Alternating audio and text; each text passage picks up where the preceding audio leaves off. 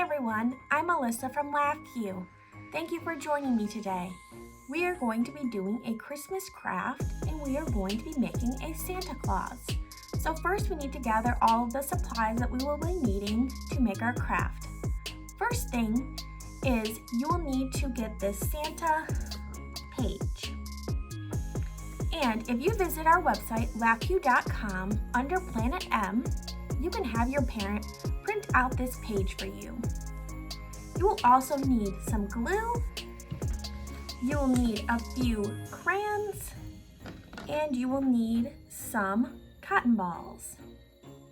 Let's get started. The first step in making our Santa Claus is to color in his hat, his face, and his nose.